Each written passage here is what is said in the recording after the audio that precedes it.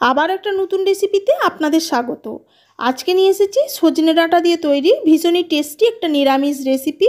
এই গরমের দুপুরে এই রেসিপিটা থাকলে ভাতের সাথে আর কিছুর দরকার পড়ে না। এই রেসিপিটা খেতে এতটাই টেস্টি লাগে, তাই স্কিপ না করে পুরো ভিডিওটা কন্টিনিউ করুন। আশা করি আপনাদেরও ভীষণ ভালো লাগবে। এই যে দেখুন, এই সময় প্রচুর কচি কচি সজনে ডাঁটা উঠে, সেই সজনে ডাঁটা দিয়ে আজকের রেসিপিটা তৈরি করে নেব।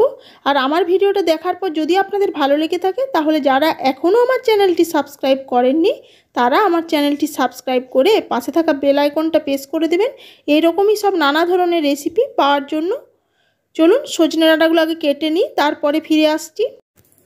নমস্কার, সুরভির রান্নার তরফ থেকে সকলকে স্বাগত। আমি সুরভি আবার একবার চলে এসেছি আপনাদের মাঝে আমার নতুন একটা রেসিপি নিয়ে। রান্নাটা করার জন্য আমি সমস্ত সবজি কেটে নিয়েছি। এই গরমের সময় পাওয়া যায় এমনই কিছু সবজি, যেমন বেগুন, আলু, সজনে ডাঁটা, টমেটো। এবার রান্নাটা করার জন্য কড়াইয়ে সর্ষের তেল গরম করে এর মধ্যে দিয়ে দিলাম বিউলির ডালের বড়ি। এবার বড়িগুলো লাল করে ভেজে তুলে নেব। বড়িগুলো দেখুন লাল করে ভাজা হয়ে গেছে। এবার বড়িগুলো আলাদা পাত্রে তুলে নেব। এবার ওই একই কড়াইয়ের মধ্যে আবারও দিয়ে দিলাম সর্ষের তেল। তেলটা গরম হয়ে গেলে এর মধ্যে ফোড়ন হিসেবে দিয়ে দিলাম একটা শুকনো লঙ্কা, একটা তেজপাতা আর 5 ফোড়ন। এবার ফোড়নটা ভালো মতো ভেজে নেব। ফোড়নটা থেকে যখন সুন্দর ভাজার গন্ধ বেরাবে, তখন এর মধ্যে দিয়ে দিলাম গ্রেটেড আদা। এবার আদাটা হালকা করে নেড়ে চেড়ে ভেজে নেব।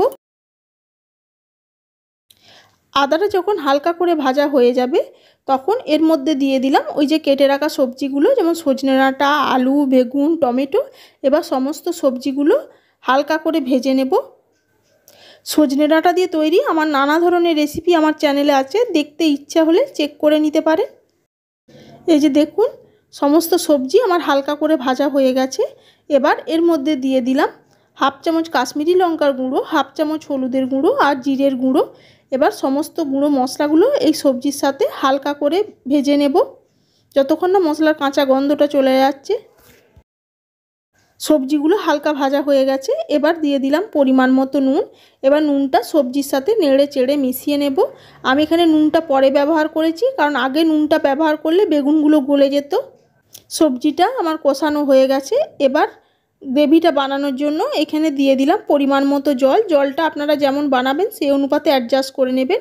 তবে এই রেসিপিটা একটু ঝোলঝোল টাইপের হলে খেতে বেশি ভালো লাগে। এবার একটা ঢাকা দিয়ে সবজিগুলো সেদ্ধ হতে দেব। আর একই সাথে এখানে দিয়ে দেব ঝালের জন্য কয়েকটা কাঁচা পাকা লঙ্কা, আর দিয়ে দেব ভেজে রাখা বড়িগুলো। ঝালটা আপনারা আপনাদের স্বাদ অনুযায়ী অ্যাডজাস্ট করে নেবেন। সবজিগুলো সেদ্ধ হতে হতে আমি এখানে একটা মশলা রেডি করে নেব। তার জন্য এখানে কালো সর্ষে আমি শুকনো কড়াইয়ে হালকা করে ভেজে নিয়েছিলাম, মানে ড্রাই রোস্ট যেটা। এবার একটা হামালদিস্তার মধ্যে এই যে ভেজে রাখা সর্ষেগুলো দিয়ে দিলাম, নিয়ে এগুলো গুঁড়িয়ে নেব। এই নিরামিষ রেসিপির মধ্যে এই ভাজা সর্ষের গুঁড়োর যে স্মেলটা খেতে ভীষণ ভালো লাগে। আমি এখানে হামালদিস্তায় গুঁড়ো করে নিচ্ছি, আপনারা প্রয়োজনে শিলপাটাতেও করে নিতে পারেন, কোনো অসুবিধা নেই। এই যে দেখুন সর্ষেটা আমার গুঁড়ানো হয়ে গেছে। এদিকে সবজিগুলোও দেখুন আমার সেদ্ধ হয়ে গেছে। যে আলু সব সেদ্ধ হয়ে গেছে, আর বেগুন তো এমনিই নরম সেদ্ধ হয়ে যায়। রান্না একেবারেই তৈরি হয়ে গেছে। এবার নামানোর আগে উপর থেকে ছড়িয়ে দিলাম এই যে গুঁড়ানো ভাজা সর্ষেটা। এবার এটা খুন্তির সাহায্যে নেড়ে চেড়ে হালকা করে মিশিয়ে নেব। নিয়ে গ্যাসের ফ্লেমটা বন্ধ করে এটা স্ট্যান্ডিং টাইম দিয়ে নামিয়ে সার্ভ করে দেব।